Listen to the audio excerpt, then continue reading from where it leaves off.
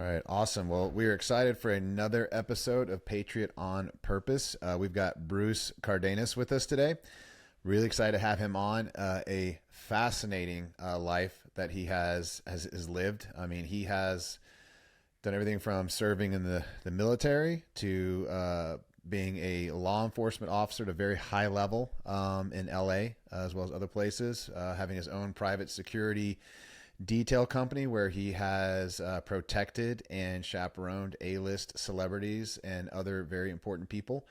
And he also ended up becoming an expert in branding and networking and building relationships at the absolute highest level, which enabled him to go from just being someone who was helping with an early stage company to end up being a shareholder and executive in a billion-dollar company.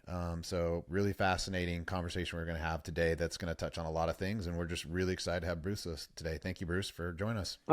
Thank you very much. Thanks for the kind introduction. I'm really looking forward to it. I'm excited too because this is the first time we've had a Bruce on, and Bruce happens to be my father's name, so it's an awesome name to have, and excited to get the. Maybe one day I'll have my dad on here. He'll be the second Bruce. It's not a common name anymore. That's cool. Yeah. That's my. It's not a common name. It's more an East Coast name, and my son's name is Bruce. Yeah, as well, my dad actually grew up in New Jersey, just like you, so that makes sense. Forget about it. That's funny. Cool. Yeah, that's fantastic. Well, Bruce, we start every podcast. As you know, the name of the podcast is Patriot on Purpose. It's been very interesting seeing how the word patriot has become, negative. It's become, demonized in a lot of ways. And so we like to ask our guests, what is your definition of a patriot? Yeah, it's interesting. You're right. The definitions have changed. I mean, if you wear an American flag, you're all of a sudden you're extremist or whatever. But listen, patriot to me is living the American dream. I grew up in a very small hometown USA, steel mill town, population 2,000 people, and I just grew up, the national anthem and saying the Pledge of Allegiance in school. I think it was instilled. My entire family are veterans, Vietnam vets, war veterans. And I just think the idea of being a patriot just means believing in the American dream, believing in the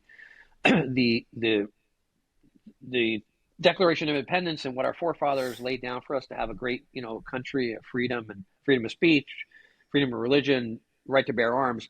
And somehow in the recent few years, it's really gotten twisted that if you're a patriot, you're not a good person. In some generalizations, you know what I'm saying? Yeah. I mean, I run in a circle where I think people are still very proud to be patriots, but it's just not as it almost seems like you're a little more of an anomaly now, than what should be every day, being proud to be a patriot. But I don't lose sight of it either. You go to some sporting events and you see people are still behind it. I think it's a small majority that make it seem weird on the media, maybe, Yeah, it's a dog whistle because, you conflate it with a certain person or a certain person's followers, or you even conflate it with some of the other more negative aspects of what you would consider the far right. And I mean, at the end of the day, I think almost every single American out there is a patriot. They want the best for their family. They want to make sure that they're growing up in neighborhoods and communities that are safe, where they can practice whatever religion they want or practice whatever religion they don't want to practice. And I don't know where it came from, but like you said, it's the loud minority that's the one that is really making this word that we have. I mean, 100 years ago, to be called a patriot was one of the highest honors you could possibly have. So it's just it's backwards, and that's why we made this podcast, because we want to reestablish what it means to be a patriot and let people know, you can be proud to be a patriot, and it doesn't matter really what side of the political aisle you're on. As long as you're, again, adhering to those central values that were instilled in the company or country 250 some odd years ago, then that's the right way to live. Yeah, if anyone believes that this is not the greatest place to live on earth, they're crazy. I mean, go visit other places. Try and be an entrepreneur in other third world countries. Try and do anything. Try and speak out of line. It doesn't happen. So yeah. And as far as that goes, Bruce, do you feel like, granted, you and I had my initial conversation with you, so I have a feeling that you've grown up with a very, proud to be an American, spirit. But do you think that your service in the military is one of the things that really helped you realize, how good we do have it here? Oh, Yeah, for sure. I I don't mean, know. obviously, yeah. I mean, I grew up. I mean, my dad was a war veteran. He had, burns all over his body. Growing up, I didn't, he had scars from war. My uncles all served in Vietnam. I think six of my uncles served in Vietnam. So I grew up just knowing, okay, you serve your country. That was like an automatic thing. I ended up going in a little bit of a different direction. I just wanted to be a police officer. And thank God the local police chief said to me, listen, Bruce, in his own kind words, you're young, dumb, and immature. But he said, if you go in the Marine Corps, no other branch, he said, if you go in the Marine Corps, and he was a Marine Corps vet, he goes, I'll hire you the day you go out, the day you get out. So obviously the Marine Corps was life changing for me. I had never been on a plane. I really never left New Jersey till I went to Paris Island. And then I realized, wow, I grew up and I realized what really serving the country is about, and the honor and the dignity that goes behind it. And the Marine Corps is a very proud organization. I mean, there's so many things Oh I could yeah. talk about with that. The first to fight, the first to take the beachheads. They're called the President's Own. So that was even more instilled into me how important it was to defend this country and keep our liberties. Even in Yeah. peacetime. So Absolutely. Absolutely. So let's go a little bit further back. So you said you grew up in New Jersey. What was it like being a young Bruce growing up in New Jersey during that time? I'll be honest. I grew up in a town of 2,000 people. I said it was a steel mill town, and that was my life. I think within 3 miles. If you ever saw, there's an old movie I think called The Lost Boys, Mm. and we had train tracks that ran through our Oh town, yeah. and I don't even remember how we survived because that was literally the era where you left your house in the morning. I don't remember eating, but you'd leave your house in the morning, you come home at dark for dinner. Your mom be yelling your name down the street to come home for dinner. But it was the best time. I mean, I think it was almost a time of innocence, right? From tree climbing to rock fights to mischievous stuff where the police got to know us because we would sometimes do dumb shit and trespass in a warehouse we weren't supposed to be in. But I think, but also there was a lot of great, I had a lot of great mentors, even though I was a horrible student. I tell people I was an average D student. I had no desire to be in school. I was a daydreamer. I was a good athlete. And even when I got into high school, I liked that we had metal shop and wood shop and stuff because those were like really things I believed in. But we had great teachers. Like I remember Mr. Mancini was our history teacher. He was a true patriot. Like he enlightened us and educated us on life. And so I would just say this: I'm pretty fortunate. I mean, other than we had an alcoholic household, my mom was an alcoholic, which I didn't know any different when you're growing up in it. You just think that's normal. I had a pretty decent childhood. I mean, one of five kids. My father was our scout leader. He was an assistant football coach, baseball coach. He and it got involved with our life to be a good dad. We used to go hiking every summer in the Appalachian Mountains as in the Boy Scouts. So I really can't say I really had, it wasn't a school of hard knocks other than my mom was an alcoholic. So Yeah, that presents some challenges. Is that, I mean, how did you navigate that? well, I didn't know till I was a young teenager. I just remember my mom would fall asleep on the couch drinking wine, and if you don't know what you don't know, right? I thought, okay, I guess everyone's mom drinks wine and falls asleep on the couch. It wasn't until my dad called one of a team meeting, and I was a young teenager, maybe 13, and say, listen, your mom's got a problem. She's going to work on getting help, and if not, we might have some challenges, because I would start hearing my parents fight a little bit, and I never heard them fight. And then all of a sudden, I was like, what do you mean we got a problem? And I don't even know I don't even know he used the word alcohol. I don't remember what the words were, alcoholic, but she ended up becoming a member of AA for the rest of her life. But it was a turning point because then I was like, oh, wow, this isn't normal, I guess.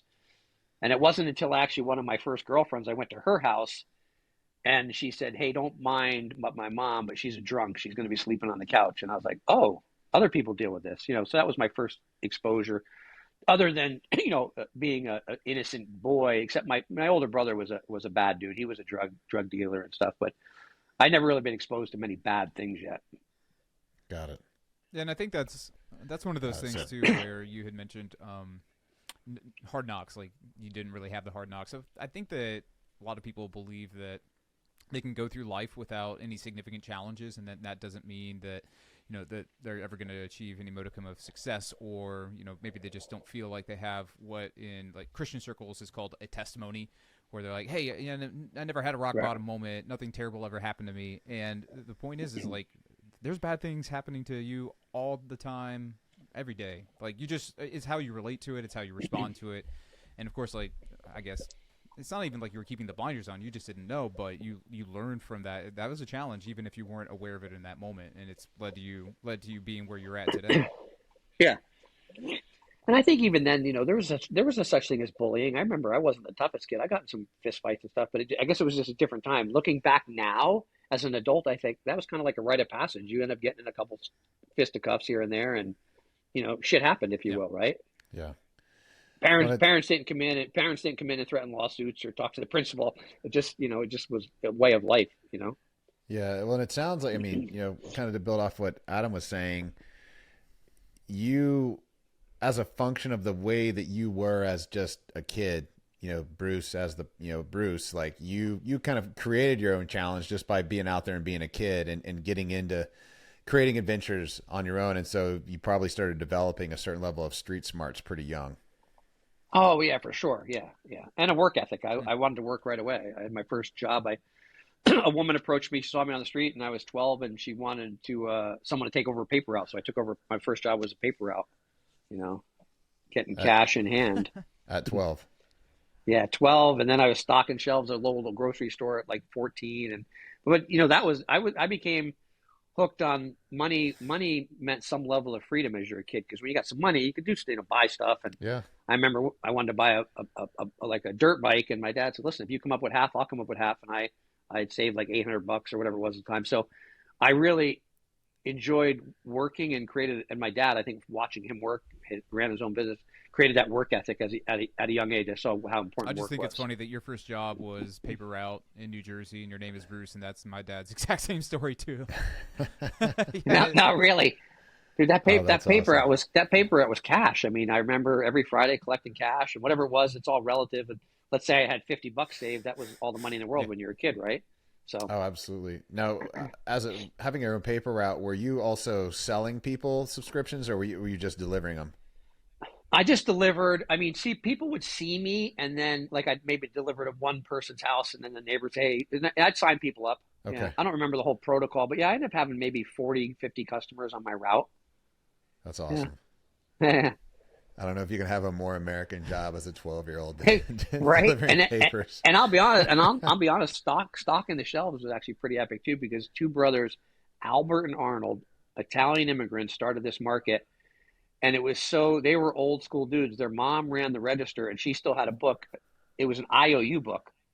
And like, wow. I could go in and get a soda, and she'd mark it down, Bruce O's, on Friday. And I worked there stocking shelves. And that was another mentoring moment. Albert was a former Marine.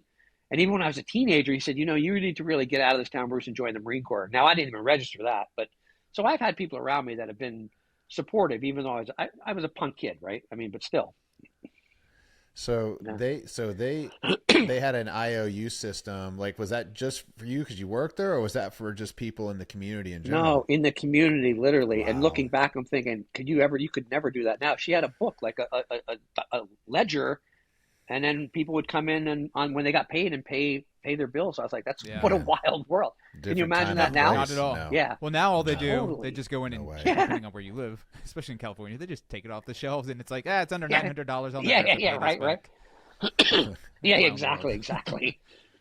No, it's so cool to hear your story, because I feel like that a lot of people who are relatively successful have had some kind of a similar story, where it's not so much that it's a wholesome upbringing, but there was this thread of pull yourself up by your bootstraps and taking ownership over your life and being independent. I think that that's really important for people, and that's probably why the future generations, like the millennial, like the tail end of the millennials and Gen Z, are going to struggle so hard, and why I think our country is probably in a shakier spot than it should be, is because they've had everybody do everything for them, and it's been handed to them on a silver platter, and that's just a scary situation overall.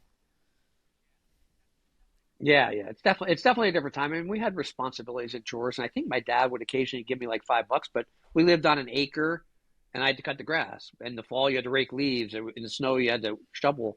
Yeah. So it wasn't like there was no.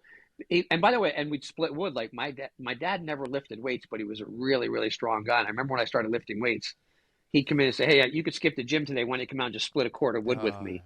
Which alone was like a brutal work. I ended up being soaking wet. So I just grew up in a different time. I mean, I enjoyed physical labor.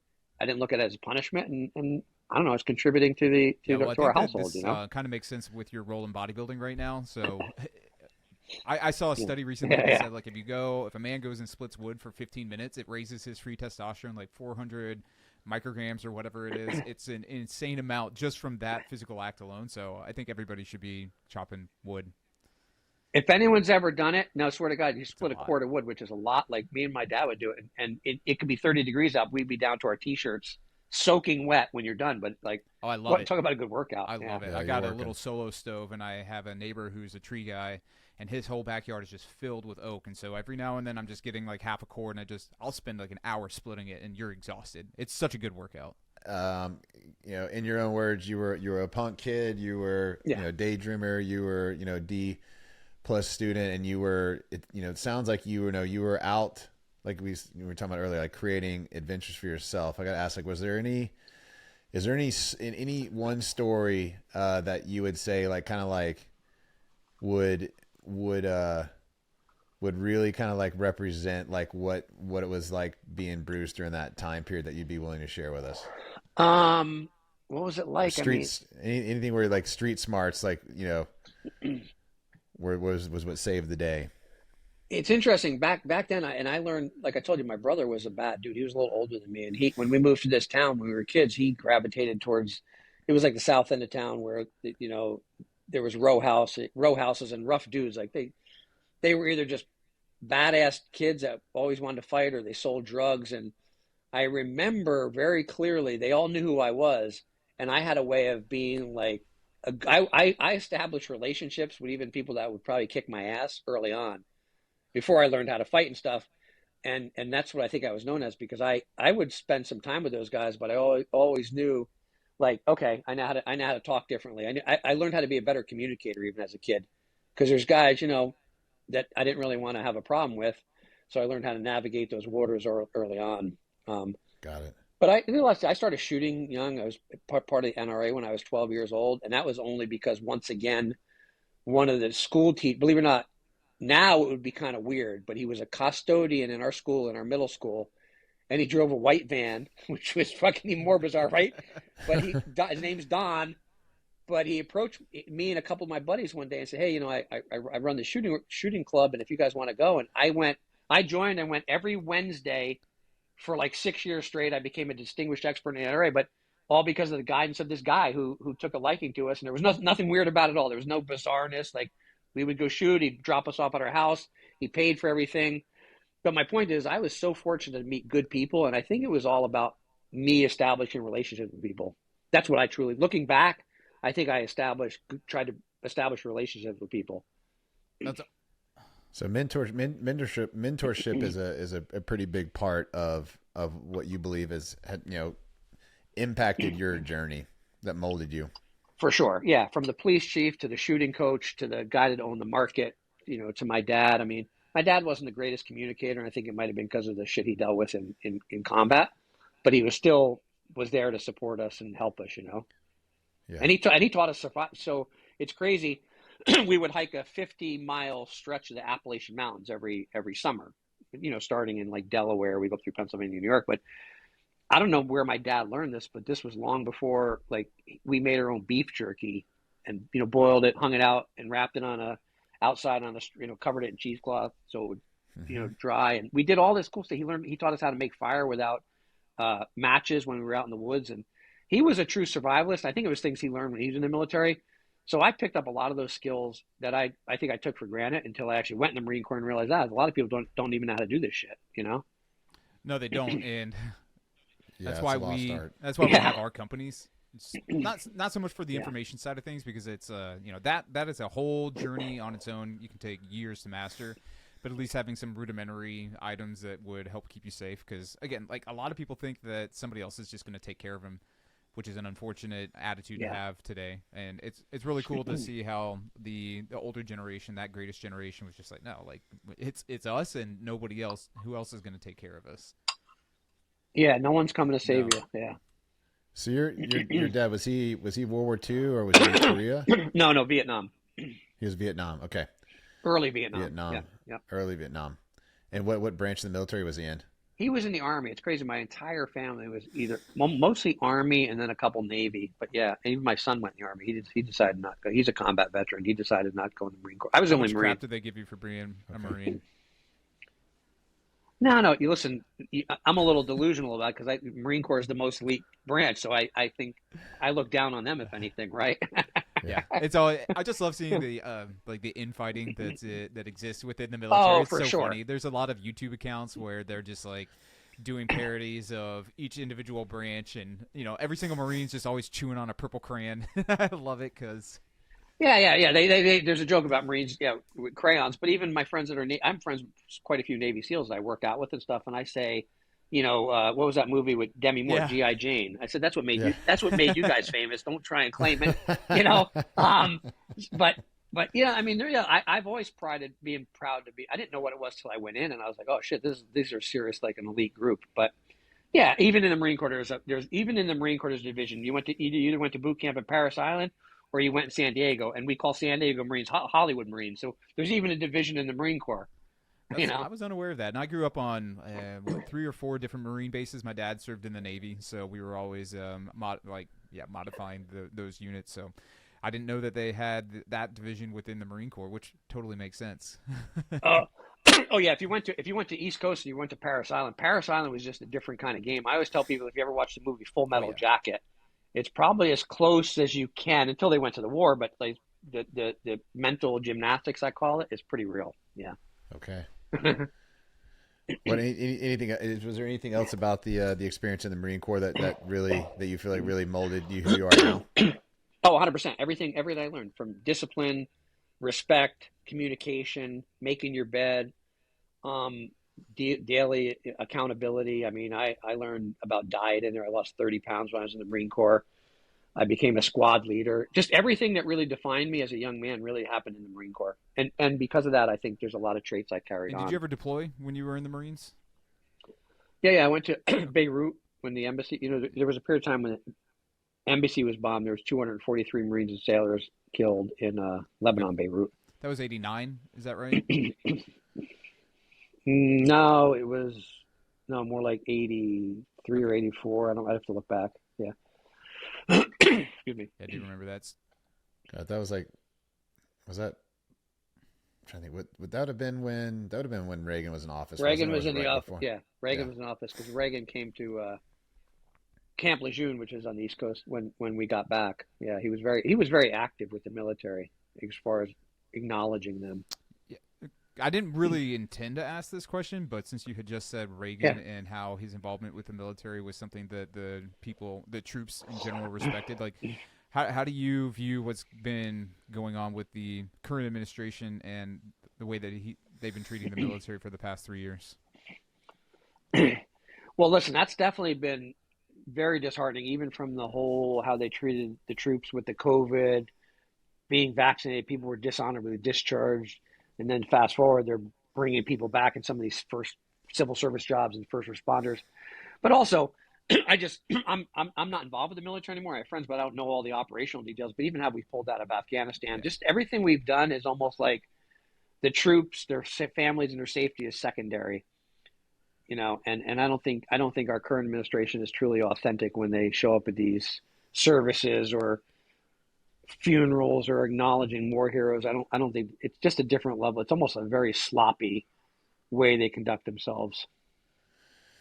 Do you feel like that is an indication of like, like the way that those decisions and the way that, I guess the decisions they're making, do you feel like that it's reflective of like their attitude and feelings towards the military and service members, or do you feel like it's just ineptitude? And it's a combination of both. There's a certain level of ineptitude, but I think there's also people that in positions like that the military is not that important to them, and they could disregard things, and maybe life is not as precious to them, and the service that people provide.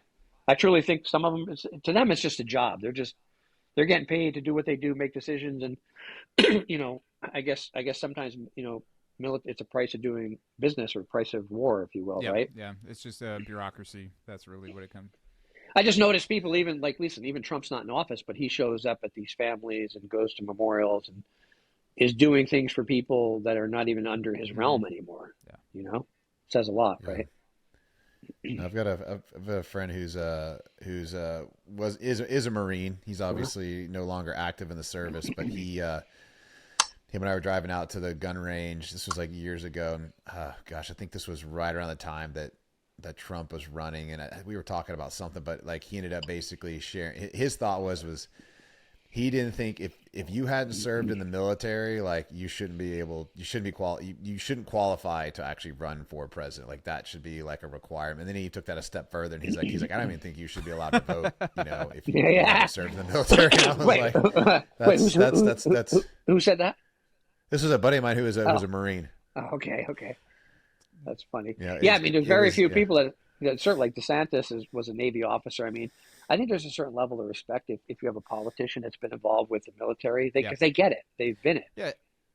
They understand. Especially as commander in chief, right? Like you're the final authority in anything that is related to the military exercises, strategic involvement. Again, it does, you know, when you have a businessman like Trump who is controlling the military, those are two totally different worlds. So I can see why. Yeah. I mean, Reagan, he was a veteran, wasn't he? Yeah, he was. I don't think he was an actor, and he was a governor first. I don't know if he was. I don't think he was. John F. Kennedy was. John F. Kennedy was an officer in the Navy. I'm going to fact check myself here in a second. Yeah, I'm not sure. Yeah, anybody watching on YouTube, feel free to tell us in the comments. Tell me what an idiot I am for not knowing about it. I actually feel I'm embarrassed that I don't. I don't think he was. But so here's the thing though. But he got it. He understood the value and the importance of who the military was, which is important. You don't have to per se serve, but I think if you're going to lead them, which you're the commander in chief, you should have a certain level of respect and engagement for what they do. Yeah, absolutely. Says that he was, but he had poor eyesight, so he didn't go overseas. Then I just clicked on it. He was classified for limited service, only excluding him from serving overseas. First assignment was at the San Francisco port of embarkation at Fort Mason. So blah blah blah blah blah. Did look like he served. So okay, yeah. Oh. In what, the Coast Guard or the Navy like or what was it? The Army Air Force, because I remember that was a thing. The Army Air Force. Yep. I didn't ever heard of that. Okay, there you go. All right. Yeah, one of my grandfathers was in the Army Air Force. Speaking of, what's crazy, while you're speaking about Reagan, I won't bore you, but sidebar, when I was a cop, I got involved. I worked at the chief's office for a stint. They asked me to come down, and I was like the spokesperson during the OJ trial. But we also had a celebrity golf tournament we used to put on, and my partner said, "Oh, I'm going to go around and pick up some gifts." He goes, "Why don't you come out with me today?" So we drove, and Ronald Reagan had an office at the Fox Towers, and I didn't know where we're going. We get to the building, and I see the sign. I go, "Ronald Reagan has an office here?" He goes, "Yeah, he comes in 3 times a week and signs letters and stuff." And we go in and we get this signed a photo from him for our golf tournament. I'm like, "Geez, I'm meeting Ronald Reagan. That's pretty." I mean, he's up in years, but that was pretty damn cool, you know. So anyway. Yeah, absolutely. No, I would have loved to have. I would have. I was a lot younger when Reagan was the president, but that would have been pretty exciting to meet him. Yeah. So let's kind of go there. Yeah. So all right, so we've talked about your childhood, and we talked about the Marine Corps and the importance and the impact that's had on your life. And I think you said either earlier during this episode or on our previous call that you had a mentor who basically told you if you wanted to be a police officer in his department, that you had to serve in the Marines. But that was the precursor to you going into law enforcement. Yeah, for sure. Our local police department was five total people with the chief, and they knew me. You would have called me a little bit of a groupie. I did ride-alongs with the department and stuff, and and I became friends with the chief. And he actually had a side hustle himself because he only made so much money as a chief. He used to have a farrier business, shoeing horses at the local, different car. So I worked with him, and after some months, I said, "Hey, chief, I'm out of high school now," and they literally even got me a uniform. I did ride-alongs, like I was awesome. A little bit of a groupie. They called me an auxiliary cop. I said, I really want to join the department. What do I need to do? And that's when he said, "Hey, you're young and you're immature, but if you go in the Marine Corps," and that's all I needed to hear. So I grabbed my best friend and we did the buddy program and went in the Marine Corps. And then I discovered there was a big world out there. The good news is the Marine Corps got me to travel all over the place, and I ended up doing a powerlifting meet in Camp Pendleton down by San Diego. And at that meet, I hung out on the base for the day after the meet, and there was a career day going on and different, IBM and trucking companies and just all kinds of companies from around the country where they were recruiting. And I saw the CHP had a booth and the local police. And I was like, wow. And at the time I said, wow, you could, beautiful people, beautiful weather. Shit, I might as well stay here and process to be a cop. And that's what kind of put the wheels in motion to process. My whole intention the entire time was to go back to New Jersey and apply and work at that department. But then I realized, wow, there's a big world, there's other opportunities. And I was fortunate enough to be picked up by LAPD first because I applied at like 10 different departments. And LAPD picked me up first, and that started the journey. Why the interest? Oh, sorry. What year was that? What year did you start with LAPD? I reported to the academy in January of '88. So why the interest in being a police officer at such a young age? Like, what was it that inspired you? Always. My uncle was a cop. My neighbor was a colonel with the state police, and at the time, it's crazy. State police have a different vibe. Like back in New Jersey, but back if you saw even like in the Midwest countries, at that time you had to be the height requirement was 6 feet. You couldn't be 5'9" or 5'10". So when you saw these state troopers, there's just some bad dudes. Yeah. No, and Texas is the same, man. You don't mess with state troopers. Yeah, and so my whole my goal was going to go back and join, and even our local town had a similar uniform as the state police. So I was like, yeah, that's it. So I always just admired the look, the authority, what they did, what they believed in. And my uncle was a cop, like I told you, in Philadelphia. He actually died in the line of duty when I was about 15 or 16. So I knew a lot of cops, and even my older sister was dating a local cop for a little while, and I got to hang out with him. There was just something, listen, when you're a young kid, what are you going to be, an astronaut, a fireman, a policeman, or something, right? That's what we all, I think, aspire to have some kind of cool job, and that's just what I always thought I was going to do. That's cool. So I fulfilled a dream when I graduated LAPD. Yeah, not many people are fortunate to have that kind of like that career path to say I wanted to do this at a young age, and I set my mind to it and did everything that I had to finally reach that position. Because I think a lot of people, especially my generation, they just kind of have wandered through life for a long time, not really sure what they want to do. Like I have a very close friend who is nearing 40 and in a career that he's just like, I don't know how I ended up here, and I have nothing that I want to do, and I feel sad for people who are driftless. I'll be honest, my biggest fear was that because I was a D student when I actually got accepted into the police academy, I've never been a good writer. I can read anything. I understand every word I can read and understand the meaning of it. But when it comes to writing, I'm a horrible writer. Even spelling, my brain doesn't. I could read something, but it doesn't translate to writing. And I was so scared to get, because they make it clear from day one. Look to your right, look to your left. All of you will not be here upon graduation. But it's no different than Marine Corps. But LAPD, I was like, oh shit, man! Like they're gonna find out I'm an idiot. They're gonna find out, and the crazy thing was, it ended up working out because I had a carpool buddy. You talk to your class, where do you live? And this guy James, we lived in the same area, so we commuted an hour each way. And he was like me; he wasn't the smartest. He was a crayon eater too, and so we decided, listen, dude, and it wasn't as bad as I thought because all the tests were multiple choice, but the whole drive. Questions, question answer. And I ended up doing okay. I was probably middle of pack academically. One thing I was the #1 graduate in self-defense training, #1 graduate in driver training, and then really like top 10% in shooting. But the academic was a fear. Every time we did a test, I was like, God, please let me get a 75 or above. And it ended up working out okay. But I realized something. I just never applied myself in school. I just never gave a shit.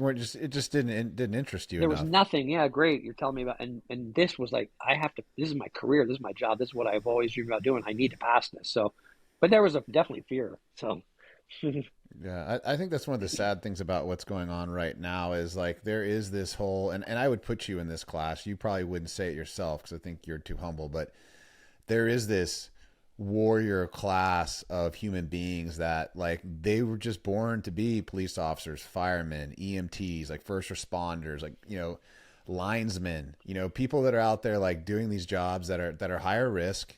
They're physical in nature, and involve putting yourself in harm's way to enable the rest of us to have these comfortable lifestyles that we have and to have the conveniences that we have at this stage. And they don't, like, I remember when I was a kid, like when you saw a fireman or you saw a police officer, like you had that feeling, like you got that feeling kind of like in your you know, like you felt it, like where you just, they were like heroes, like you wanted to be like them. And it's sad that I mean, I've got a friend, actually he's a friend of Adam's now too. He's been an EMT firefighter, you know, out in the Pacific Northwest for 30 years, was a SWAT medic. Like, you know, fantastic guy. It's what he always wanted to do. He did it as, you know, as soon as he graduated, it was what he was working towards. And, they're having to, they can't even get people, they can't even fill the fire academy up there paying six figures. Like they have open slots every time. It just blows me away. Yeah, I found that. So we've done a lot of, obviously with the Quest, we did a lot of fitness expos, and in the recent years we go to these fitness expos, and I noticed there are as many as 10 and 15 police departments and law enforcement agencies have booths, you know, recruitment booths. And I talked to all of them because I always bring them product, and they said it's such a struggle to find people that want to be first responders now. And part of it, and they asked people, and by the way, they've lowered the standards to a point where it's almost embarrassing, where you could have experimented with cocaine, you could have an arrest record as long as it's not even certain felonies they'll expunge. So they've lowered the standards, but they say the problem is that these newer generation, because what they see on the media, you know, body cam stuff, maybe someone gets shot, Right. something happens, and they just feel there's going to be an inherent liability and it's too dangerous. And I never looked at it like it was dangerous. I just thought it was like, it's a call to action. You know, I'm a servant leader, and I want to do it. I want to help people, but the mindset has changed. Most departments across the country now cannot fill to where the numbers they need to meet retention and stuff. Yeah. So crazy. No, it's really sad. And by the way, it's a great So job. I mean, you can there's departments you can start at $150,000 a year. I mean, it's crazy. That's fantastic. Yeah. Again, it's shocking and very unfortunate, because it is. I think it's an amazing profession that, you know, it's a hard profession. Like it's not. It takes a toll on the people that are in it, their families, and there's a lot of sacrifice there. And, you know, given all of that, you would think that they would the way that the public perception around that wouldn't be what it is now. But I kind of get it. So I know we'll move on, but I do kind of get it, because at one point in my life, especially when I was in my 20s, I was a drug user. So I didn't like cops, because I knew that if they were going to come across me, like there was a good chance I had paraphernalia on me, and if I had been pulled over, I'd be going to jail. And the other thing that kind of happened too, I was a history major at the same time, graduated from the University of Utah, is I was watching what was happening inside of the United States, which was the militarization of the police force. So having a lot of combat vets come back, and a lot of them with PTSD, not really being able to, you know, handle themselves well without they didn't have the right kind of training. Like the United States military failed them on their transition back into the workforce, and so they would end up in, you know, these units and like just general police departments. And so there was like, and that was when social media started to come out too, with the body cam footage. And so all of a sudden you're seeing like a bunch of these different things happen. And then like for me, what was happening is I was becoming aware, like this could be a problem if all of a sudden like you have this pipeline from the military combat vets straight into the police force, where there is no training, no oversight, or lack of oversight, and then you just keep pumping more money into this military industrial complex. And then what you could have is like, you could have a Stasi, you could have a SS, you could have something pretty dangerous. And so that was where I was rejecting it. But I think what you're talking about with what's happening is like, there's this glorification of this entire other way of living, which is hedonistic and in pursuit. So it's like, I want to be a TikTok star, I want to be an OnlyFans girl, I want to be this, that, or the other. It's like, why would you ever want to do something where your life is constantly at risk, where like you're not going to get accolades necessarily for doing something great inside of the police force or as a firefighter or anything like that. So, you know, the mentality of people in the workforce now, especially coming into it in the 18-year-old, 20-year-old range, it's like, that's just not rewarding enough when I could. Well, and the policies now aren't in favor of police officers either. It puts them at more risk. So it's, you know, it's like it just stacks the deck. Oh, for sure. You know, I'm still a reserve with the sheriffs, and you know, even though I work a couple times, I used to do much more stuff. I was on we had a dignitary protection unit, and I used to report down to headquarters. Now I'm just in the marina, but everything is now CYA. Even our bosses you're constantly signing documents saying you acknowledge this policy, that policy. You got to watch a video. All they're now doing is trying to protect themselves for liability. And it just seems like really no one wants to do work because they're just worried about getting caught up in any kind of legality. You know, everyone's litigious now, so it's definitely changed. And I even noticed upper echelon. There is okay. I got 2 more years till I retire. Please don't get me in trouble. You know, so it's kind of Yeah. the whole vibe is kind of changed. And there's guys that people still like to Yeah. do work. Yeah. You know, Playing too much defense and not enough offense. Yeah. What was it? What was it like being a cop in L.A. in 1988 and early 90s? It was a fascinating time. I got to tell you something. That was another thing I learned a lot about being a first responder. So in the academy, you learn all rules, regulations, policies, procedures, all the things to follow, and then you get out. And I was in LA's a big city. It's almost 600 square miles, and there's 18 different police divisions. Huge. But I was assigned to Foothill Division, and Foothill Division became very famous for the Rodney King incident. For those who don't remember that, and I worked in that division a year and a half prior to the Rodney King incident. But I say that because my first training officer was an old timer. He was a Vietnam vet. He was a very matter-of-factly kind of a rough guy, but I learned so much from Bob because the first day in the car, in the police car, there's in the center, there's a console with all the buttons and crap, but there's a place where you can make notes if, you got to write something really quick. And he drew this face. I'll never forget this because it's changed how I think about life and how actually one of the greatest lessons I ever learned. He drew this face, and it was a big round circle with 2 huge eyes and 2 massive ears, and there's nothing else, no mouth. And he says, "You know what that is, Bruce?" I go, "No." He goes, "That's you." He goes, "I need your eyes wide open and your ears open, and I don't need you running your fucking mouth a lot." and of course, I'm just like fucking long sleeve wool shirt. It's 80 degrees out. I'm in full uniform because that's how they make you dress. And I'm like, "Yes, sir." Now, don't get me wrong. He ended up loosening up and be kind of cool. He found I was a Marine and I lifted weights and all. But let me tell you something. I didn't talk. And it was so stressful at times because as much as I thought I was geographically, from the Marine Corps, knowing north, west, south, east, and all that, he would literally stop in the middle of the street and say, "Hey, where are we? We're getting shot at. I need you to call help for me." And I'm like, I didn't look up at the last street sign. I wasn't paying attention. My head's up my ass. And he got me so conditioned. Even now, when I'm driving around in my private car, I'll just be like, I'll make a mental note of where I am. It's because he conditioned me. Like, he would literally stop the car and say, "Where the F are we, man? I'm bleeding out. I got shot. Are you going to be able to save my life?" And I'm like, so I learned so many lessons. Hey, listening is the greatest skill you'll ever learn in your life. Amen. Listen to listen, not listen to reply. But even though it kind of like the way he treated me, there was a method to his madness. Like he was a no nonsense guy, and I needed that kind of teacher. So it ended up playing out good. And I saw the good in him, and I saw the bad in him. And he was a little rough on people. And I say this he was rough on everyone. He wasn't like, it didn't matter. As a matter of fact, I think he didn't was discriminate. As a matter of fact, in that area, Foothill, there's a lot of old white bikers tatted up. They used to sell meth. I think he was rougher on them than anybody else. But then when you go down in the flats, and there's the Piru Crips, black gangs that, my second day on the job, I'm standing at a crime scene, and the Bryant family shot 3 people, killed 3, shot 2 more, and that was just down in the flats. It was a black drug gang.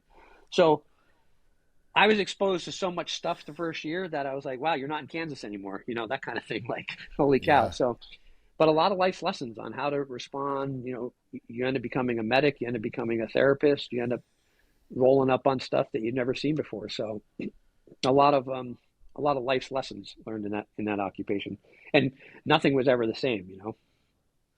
So what, as far as like the jobs that you had in the LAPD, what were the different positions that you held? So I was pretty fortunate. I'll be honest with you.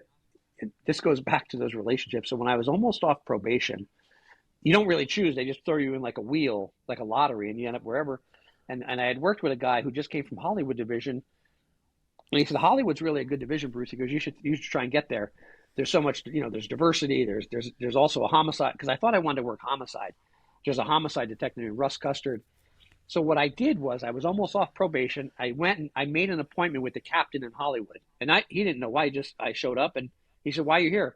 I said, "I want to come work Hollywood." He goes, "That's not how the system works, Bruce." He goes, "You just get put in a wheel." And I go, "Yeah, but I really want to work Hollywood." And he goes, "I've never heard anyone doing this in my 25 years on the job." So I'm like, well, I just want to introduce myself. I'm Bruce from New Jersey. I told him my Reader's Digest version. Nice. I literally left, and a month later, I get my orders. It's to report to Hollywood division. Nice. Oh, that's awesome. I see him in the hallway at some time, and he looked at me, just nodded. He didn't even acknowledge he had anything to do with it. About He six just was months, like, about 6 months in, I'm in Hollywood, and he calls me in his office. He goes, Bruce, there's something about you. He goes, anyone that has the tenacity to go and seek out a position that you're not even entitled to, he goes, I really got admired that. So he had me. I worked at a personal detail. I was security for the Grand Marshal of the Hollywood Christmas Parade at the time with Sammy Davis Jr. So I spent 2 days with him. But he started he started picking me for assignments because he saw I was doing anything above and beyond to meet the needs of the department. So, and he ended up recommending me for this position. So the Rodney King incident happened, which threw the whole country and the whole department into turmoil. Rodney King incident happened, and I remember once again the captain called me and said, "Hey, there's a investigation that's happening. It's called the Christopher Commission.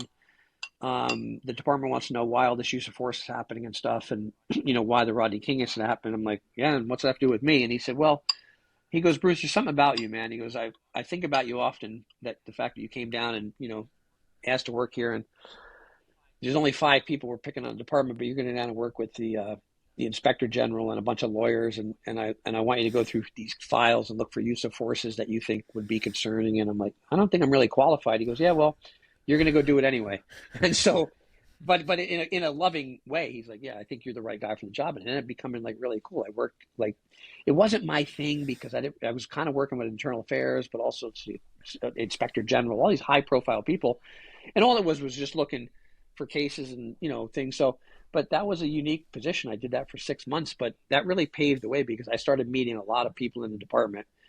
And then I'm taking a loan in homicide. I worked a lot of cool divisions and positions just based on the relationships I started establishing. So I wouldn't say I was ever the most qualified, but I just established relationships where people wanted me to come work with them. What's really interesting is what you did by going down there and saying, "Hey, I want to work here. It doesn't work that way. Yeah, but I want to work here." And then that is actually something that he acknowledges later on as being a part of your success in the unit or at that division. Have you noticed that that's been true for you most of your life, where you're just kind of bullheaded about things? You're like, "I'm just going to keep pushing on this to make it work." Yeah, I don't think it ever registered that way, but it is. It's he used the term, and someone else, the chief used it. He said, "Bruce, there's something about you, how you get stuff done." I guess I could take it like you said. I pushed my way through, or I just didn't know. Maybe I wasn't smart enough to know any better. Like when someone said, you can't really do that," I said, "Oh, why not? Why?" I always say this: it's easier to ask for forgiveness than permission. So I would just do it, and it usually worked out. And it's kind of almost become the theme with some opportunities I've had, that I just went and pursued it and thought, okay, what's the worst case? They're going to say no. Of that, if you don't mind me asking.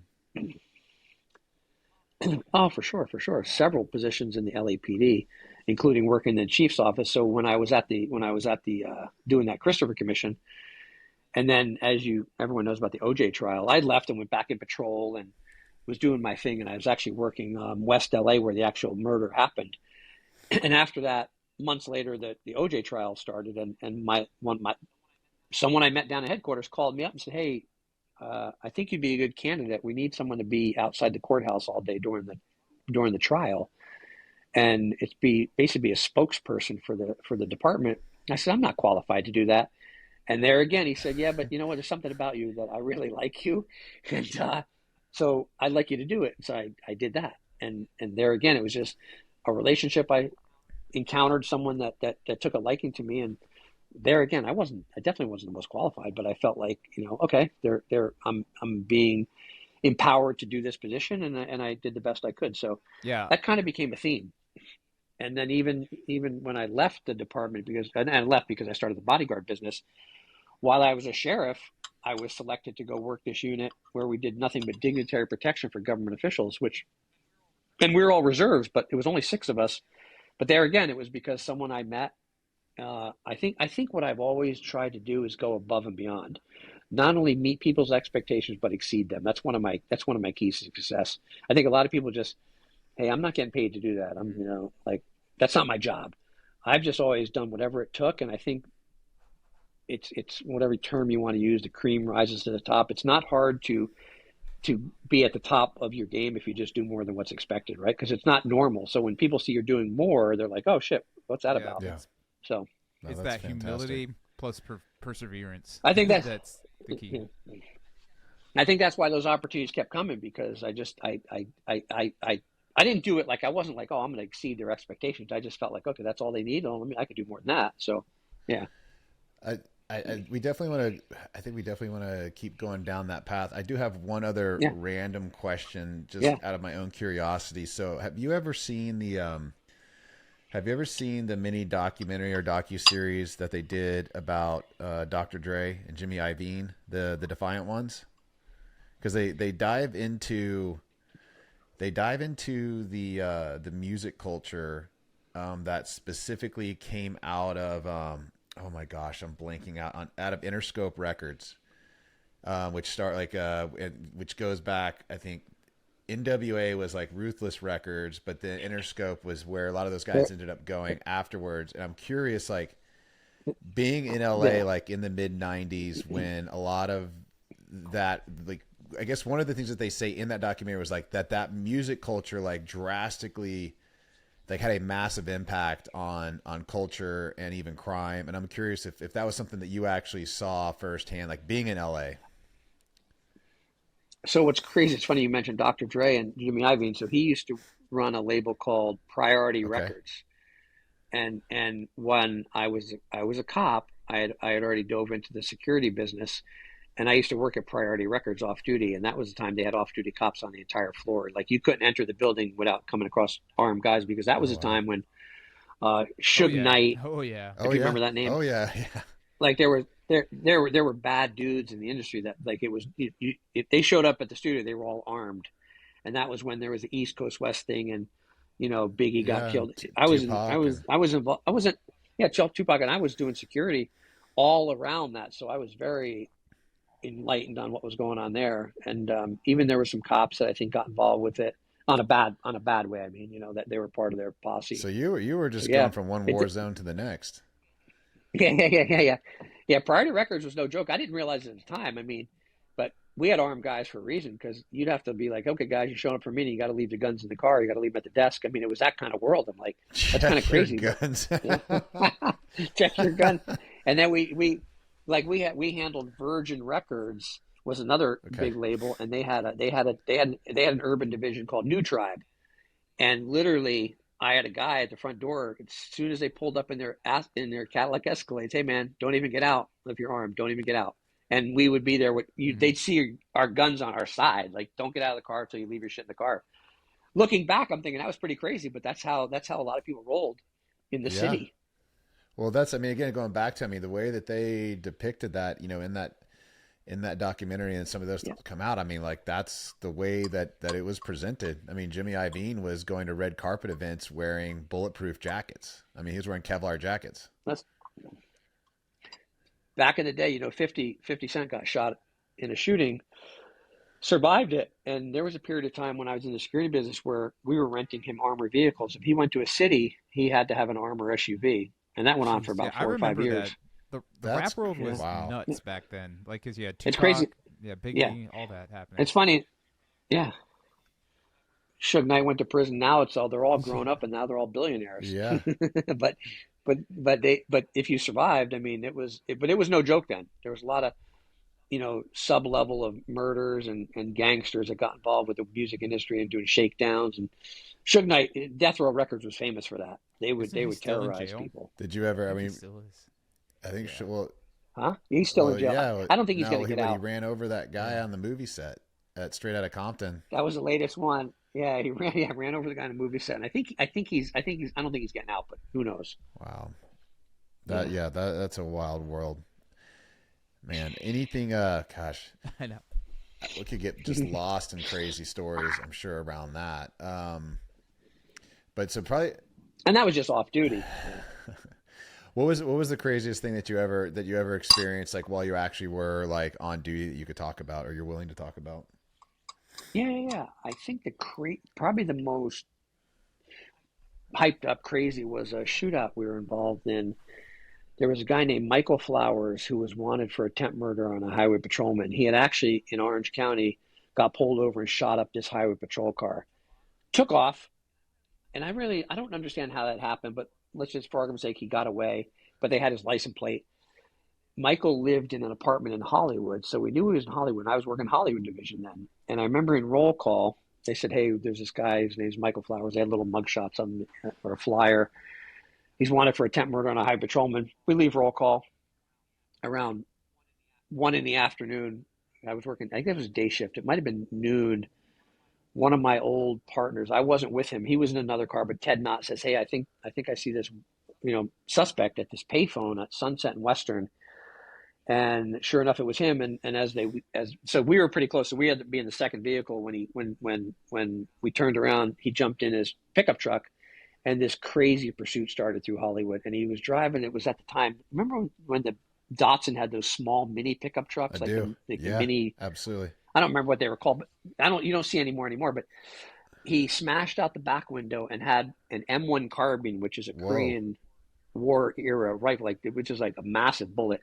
And he was shooting at us while he's trying to drive, and he hit the car in front of us. So it's literally like from a movie scene. He's driving all over. He ends up crashing head on into this Range Rover at Sunset Boulevard in front of KTLA TV. And we get out and proceed to have a running gun battle through the Arby's restaurant parking lot. He ends up, not making it. And but it was crazy because I remember so many things happened in that. I got out of the car, and it was like the loudest noise. There's no ear protection, Right. so it sounded like a cannon when you're I shooting bet. at us. So I was like, and there's three things that happen in life you talk about, and no one can predict what you're going to do. I promise you this. No matter what, you can say I'm the baddest motherfucker in the world. There's three things human beings do: they fight, they flight, or they freeze. In any situation, your kid falls down and stop breathing. Some people just don't know what to do. So we engaged this guy. It was like ducking and hiding behind cars and shooting, and I just went after him. We went after him, and when the smoke cleared, my partner who was driving, he was like I used to consider him like a gunfighter, like one of these old timers that kind of talk the talk and walk the walk. The sergeant says, hey, guys, anyone that got involved with the shooting, there was 5 of us total. And I remember all their names, everything about them. He gathered us in the corner and said, okay, listen, just want to make sure you guys are okay. And my partner walks over and goes, where were you, Bruce? I said, well, I'm in the circle. I was in the shooting. I go, where were you? He goes, I got down on the ground, man. I got under the car. Like, I basically, I didn't want to get shot. And by the way, I don't judge him at all for that, but he froze. He said, I'm hunkering down. So yeah, that was a big deal. We all got the police medal for that because we ended up stopping. He was a really bad dude. He did a lot of bad things in the world. So it wasn't like there was nothing remorseful other than we stopped a really bad human being. So that was probably the most crazy because it was literally a running gun battle. It's like a scene out of Heat. Yeah, literally, it literally was like that. And I'm thinking, geez, in my brain, I'm thinking, well, I hope I don't get hit with anything. So, Like this guy's shooting an M1 at me. Wow. M1 carbine, and then out there with a deer rifle. The crazy thing is, yeah, for sure, that'll tear your arm off. And he crashed head on into this Range Rover. So of course, when all the smoke clears, I run over to the Range Rover, and you guys wouldn't remember this name, but if you Google the name Kathy Smith used to be a fitness icon during that era of the Thigh Master and all the QVC ads. Beautiful fitness model, and she was the one driving the Range Rover. Yeah. Yeah, in the middle of this whole gun battle. It was crazy. That was, I'm sure, quite the scene. So, wow, thank you for sharing that. Yeah. But that was the most chaotic. I mean, there's other things, murder scenes and suicides, and I was at the North Hollywood shootout. Do you remember that one? Was that the one with the bank robbers that were all like armored up? Yeah. Our unit got there, but we were so outgunned, if you will. All you could do was just take cover and stay behind the car because they were literally, the bullets were going through like fenders of the cars. It was like, holy shit! We didn't, and it's crazy. That changed the entire landscape of law enforcement because at the time, no one had ARs in their car, no one had automatic rifles, no one had sniper rifles. They weren't an option, and that's what caused police departments to then get more powerful weapons because all we had was shotguns and handguns. And we were literally just watching. Yeah, bullets are just going through the fenders, and we're like, "Oh shit! Like that's some bad shit." You guys should, at a minimum, have at least your weapons should be at least as lethal as what the bad guys can have.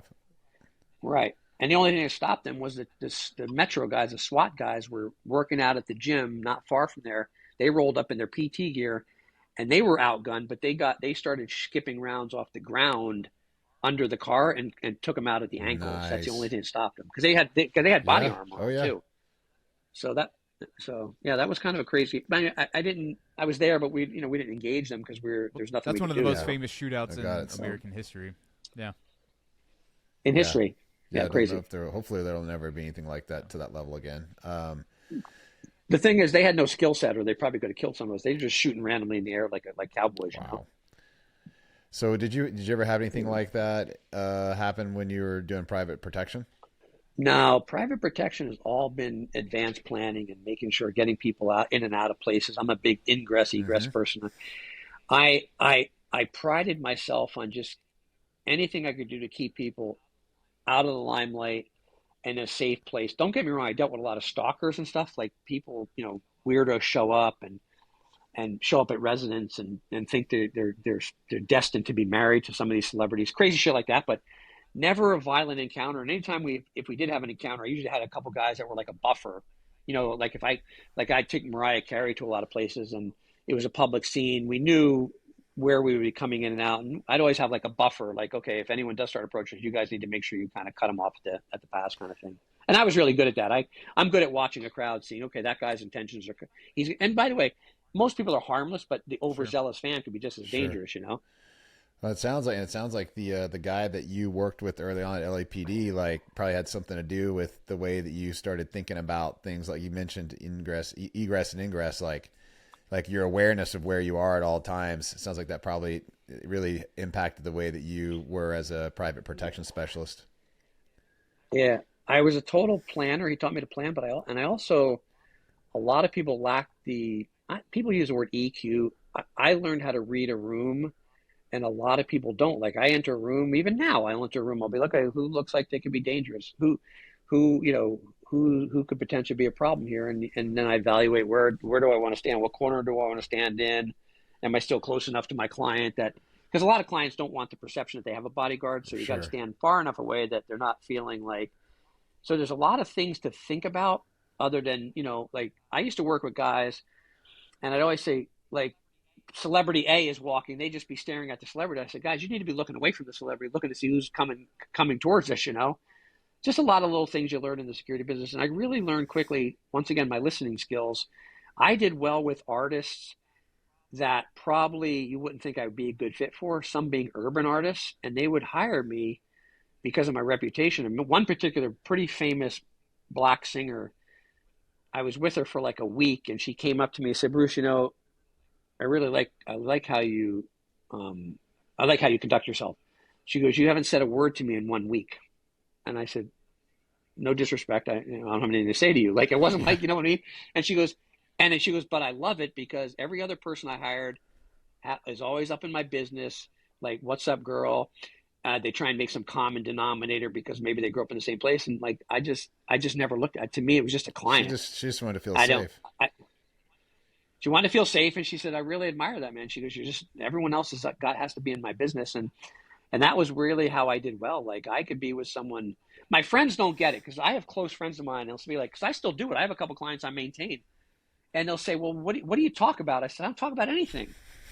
I meet them. I've already got the plan from the assistants that already told me you're picking up the client at this location or a meeting. And it's not like there's no even salutations of good morning, good afternoon. If they happen to say good morning, I'll say good morning. If not, there's not a word spoken. But people almost feel like, well, you must talk about something, and I just don't. And that's the unique thing I think about me is I could switch gears. If I'm hanging out with you guys at a fitness expo, I'll talk all day long about nutrition and working out and bodybuilding. But then if the next day I'm assigned to a celebrity, I have nothing to say. I may not say a word for 2 days straight, other than talking to myself in my head. No, that makes sense. You're focused. You know what your mission is. Yeah, and a lot of people can't switch gears. I've really learned the social cues in that. You really have to know how to switch gears and know your audience. But that's the same way in life, I think. Know how to read a room, know where you stand I call it, there's always a pecking order in life, right? No matter where you are. Absolutely. But a lot of people don't get that. Absolutely. So, and you probably get asked this a lot. Are you able to share some of the celebrities that you've worked with? Yeah, a couple. I mean, they were. I don't think they have a problem. I mean, Mariah Carey was a client for a long time. Ricky Martin, Mark Anthony, Courtney Love for over a Okay. decade. Yeah, I've had some one-off clients, and then like I took with Arnold for many of his premieres, probably a good 15 movie premieres. I worked with him. You're That's bigger cool. than him, right? You're bigger than Arnold. Yeah, a lot. Yeah, now I am. He's a night. It's funny. I see him pretty. If he's in town, he bicycles to Gold's Gym every morning. If he's in town, so I see him pretty That's pretty regular. cool. But and interesting. Some people like Charlie Sheen was a good client of mine. I mean, he's not. People think he's a weird guy, but he was the nicest guy in the world. He was easy to work with. Before I That was think pretty before he fun though. kind of When he got a got little crazy, crazy. man, things were. But That was an entertaining period of life. That was yeah. that See, was I knew. definitely entertaining. See, I knew him before that. I knew him. A matter of fact, and it's public knowledge. He was caught up in this case, the Heidi Fleiss case, where she was a madam in Hollywood, Yep. like a whatever. I guess that's a appropriate term. And she got busted, and they had this book of all these celebrities, and they couldn't really tie him because there was no paper trail. But Charlie was the only one that wrote checks, so he had like There you go. $500,000 worth of checks written out to her. So I ended up going to a deposition with him, and it became kind of crazy. But yeah. It's an interesting world. Some of the things I've seen. So Bruce, you were really a master of recognizing when it's time to pivot. So, you Pivot. did that when you were younger with the different positions you had and jobs and kind of the people that you recognized in your life that made sense for you to kind of be mentored by or build relationships with. And it looks like that carried you all the way through the police department and the jobs and the different things that you got to do there, and then that's what led to the private protection and security business that you started, and then kind of moving to the next thing so you were doing the private protection, and then how does the guy who street smart, like work ethic, like goes above and beyond, how does a police officer, all the things that you did there, private protection detail, how does that guy end up being an executive and owning a piece of a $1 billion company? That just is fascinating to me. Yeah, I still don't know how that happened. It's kind of no. So it is crazy, right? Because I was I was the least qualified person to work in a nutrition company. Kind of tongue in cheek, right? But like I was a relationship guy. I just happened to serendipitously meet the founders in the gym one day. Shannon, I told you she goes by Quest Creator. She was in the gym and used to do Stairmaster. I noticed she was always reading bodybuilder magazines, and as we all have gym acquaintances, small talk. And one day she gave me a couple bars and said, "Hey, we just started this company. I've been making these in my kitchen. My husband, commercialized it, and check them out." So I remember I tried them, and I think I saw her like a week later. And so those bars were really amazing because I grew up, I mean, we've all had protein bars, but they changed where things were, the taste, the texture, the ingredients. And I saw her like I said, time lapse. I don't see her in the gym all the time, but I said, "Hey, those bars were amazing." I tell you what, I don't know. And I don't even know why I offer this is once again, like I was thinking outside the box. I'm doing the security at a celebrity golf tournament coming up in a couple of weeks. If you want to get me some product, maybe I can get it in the hands of like my friends doing the PR. And they were so excited. They gave me a couple boxes of bars. That might have been no more than maybe 30 bars, I bet. And I gave them to my friend Cheryl and said, "Hey, I'm going to be doing security, but my friends own this company." My friends, I weren't even friends with them. I just barely knew them from the gym. So Cheryl got them in some people's hands, Mario Lopez, some different people on the red carpet. And she literally got them to do try them on camera. Awesome. Now this was before social media. This is back when people had the cameras, the recording, but they were more for what were they called back then? Camcorders? Blog, not camcorders, but they would go on what pages, Blogs? not vlogs. The blog. It was before social. Yeah. What were they Vlogs. called? Blog. And Facebook just started. So anyway, so she got some video and got some pictures, and I remember sending them to Shannon, and they're like, "Wow, oh my God, how do you know these people?"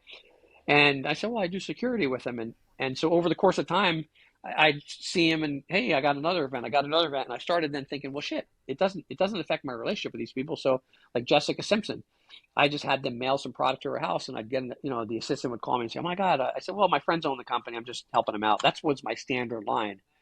And then I brought it to the set of Extra because I was doing the security on set of Extra because it was filmed outside. We used to have a couple off-duty cops there, and I was there all the time. And I remember Mario Lopez one day, I brought him somebody who was giving them out on camera. in front at the audience. And about 9 months later, Ron, the chairman, I visited him a couple times. And what I always tell people is I had this great office in the West Side where my security business was. My office was inside another company, a high-end limousine company, beautiful near the water. I went and visited them, and their offices were basically, it was called the City of Paramount, which is adjacent to downtown LA. No, when I visited them, it was in this little industrial strip mall, predominantly Hispanic area, graffiti all over the walls. And when I say there was no promise of any future with them, when I walked in, I was like, holy shit. Like, they're not going to be in business in 6 months. Just what you saw visually. Because the offices were tiny. They had these little tiny IKEA They were desks. doing it down and dirty. 6 people in an office.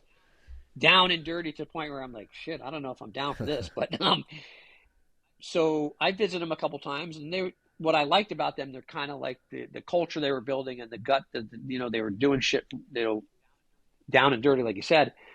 And Ron, I remember we went to lunch one day and he said, hey, listen, we're stealing from you. You're doing all this cool stuff for us. We're not doing anything for you. And I literally said, well, I'm getting free protein bars, which I think he busted up laughing. And I thought, to me, that was a pretty good barter, right? I'm getting protein We'll work bars. for protein. And anyway, he said, listen, well, we'll work for protein. And so he said, listen, starting Friday, we're going to put you on the payroll. I said, no, please, you don't. You don't have to. I'm doing quite well. He goes, listen, you could donate it to charity. But keep doing your day job. Do whatever you're doing. We appreciate your help. And it was a modest American salary. I'll just say that. It wasn't life-changing, but, probably a lot of Americans make this, right? I was like, oh, that's very kind. But something kicked in. This is going to go back to that work ethic thing when I was making money at 12 years old. This is going to go back to how my dad used to, worked hard. When I started getting paid, I was like, oh, shit. Now I got to prove myself. Like, I'm kind of half-assing it. In my brain, I'm thinking like this. So I would split my day between the security business and then I would go to their office. And they would start sending me, I think they tricked me a little bit too, right? So I'm getting paid and all of a sudden I would get an email from someone say, hey, Ron thought you might want to look at this event. And I'd look at some event, it'd be like a CrossFit event or a bodybuilding show. I would, with my own credit card, I'd book it. I'd tell them, hey, Friday I need to pick up a couple boxes of bars and a tablecloth. And we had basic stuff. And I did this event and I paid for everything. And I never even thought about expensing it, which is a light bulb moment, right? For young entrepreneurs or people that are working in a company should think, I just paid for everything myself. I didn't even think about how I was getting paid. So I did these events. And then all of a sudden I was like, wow, I will say it this way. What they were doing became one of my whys in life. Because what happened was people were writing us saying, hey, I lost 30 pounds over the last few months. Hey, I got celiac disease. I got Crohn's. I've got diabetes. Quest is the only bar I can eat. You've really changed my life. And I started reading these things. These letters would come in and then there'd be, things on these vlogs. And it really became like an emotional thing. Like, now I didn't share this with one person, by the way. This is just me internalizing. Everything I would read, I'd be like, wow, this is really making a difference. And it became my why. And it went from anything they needed to anything they needed. Delivering product, building out events, building out the ambassador program, creating the VIP experience. And fast forward, I was the chief communication officer and I was part of an equity pool. But I will say this, they never offered anything to me. There's no promise of anything. I didn't even know what sweat equity was until the very end. And they made some decisions and they had a handful of people that were part of that pool. But I do tell people this. I caution people because everyone's, oh, I wish I could do that. Yeah, I use a term not often used. I was an intrapreneur in their business. So in other words, everyone had the founder was in charge of R&D, and then Mike was in charge of production and finance. Another guy was in charge of sales and marketing. But as far as anything I did, they said, do whatever you want, which is rare, right? Yeah. But do whatever I want within limits. But I built out the events department. I built out the ambassador program. I'd say, hey, here's an opportunity. They said, go do it.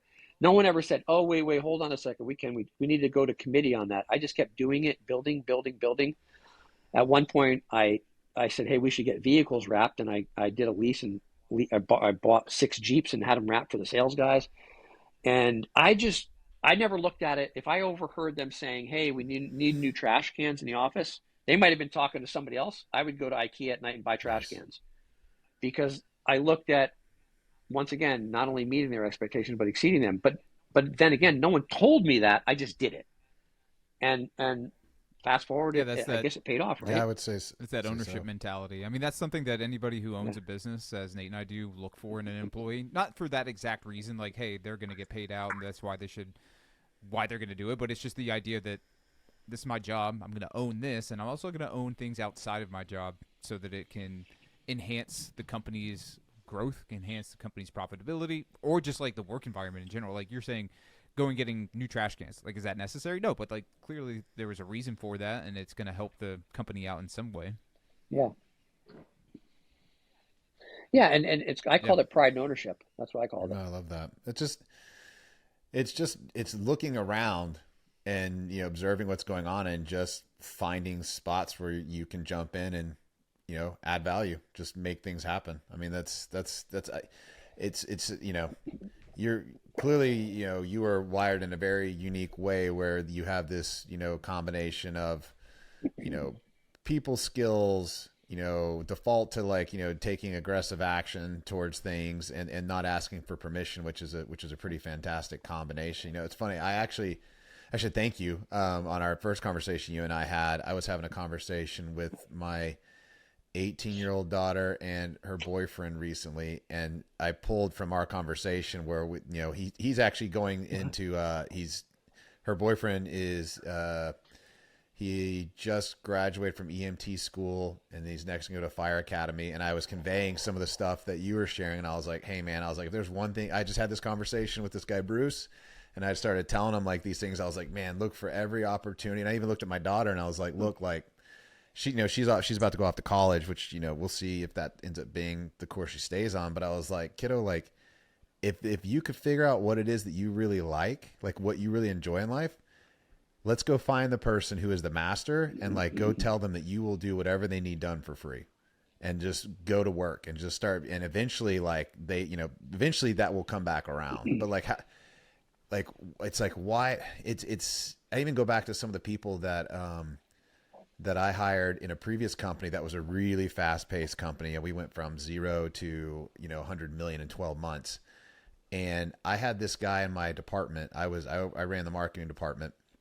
And I had this kid that was like probably in his early 20s. And like I gave him basically like he was asking what else he could do to grow in the company, because it was one of those ones where like you could grow very quickly if you were an action taker like you demonstrated, Bruce. And he came back to me and I basically said, yeah man, so here's this other guy, go to him. He's got a lot of extra stuff going on right now. Like roll up your sleeves, help him out, and let's just see how that goes. And, you know, that could turn into something else, you know, more permanent.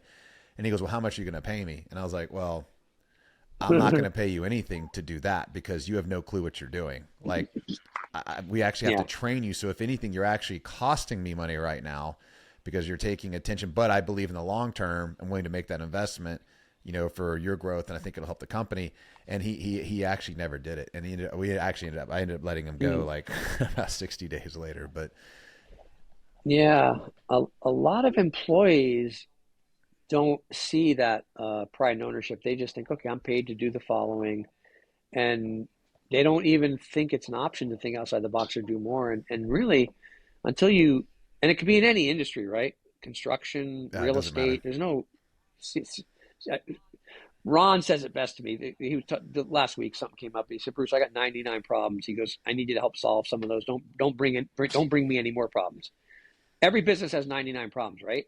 Find ways to get those problems off the owner's back or off the executive's back, and come up with solutions instead of creating problems. But the you know, yeah, maybe there was maybe the stars lined up. Maybe there's a certain amount of luck and timing and all that. But I don't think what I did and what I was able to accomplish, other people can do the same thing. There's plenty of people that have startup companies that you can help, that someone can help with. But I think people are too short-minded and think, well, wait, what am I getting paid today? And one thing, we used to have these interviews as we grew. More and more people wanted to come work here, right? We started attracting some decent talent. And one thing, I don't know if I told you this on the last call, but they'd do these interviews in the office just adjacent to me, but there was these big double doors. They were always open, so I'd always hear what was going on. And partway through the interview, they'd say, "Bruce, do you mind coming in here?" I'd come in and sit down. They say, "Hey, you know, this person is here to be the director of marketing." And first of all, we never read resumes because we always believed that people just lie on the resume, right? We kind of said it like that. But what happened was, they said they're here to be the director of marketing, and you know, the position's $150,000, and I'd be like, oh, okay. And then they say, well, Bruce, do you mind sharing real quick in like a couple minutes what you did when you first started with the company? And I kind of was like, So I would sit in these interviews and kind of just in 2 minutes tell them how I basically gave 9 months of my life for free. And then you just saw these people in the chair kind of like drooping down, like, oh shit, I'm asking for 150,000 and this guy came in here and worked for free for 9 months. And not saying we would make them do that or present that, but sometimes it kept things in perspective. Like, hey, you're right out of college, you want $150,000, you've never had a job in your life. And by the way, sometimes we wouldn't even have a position available.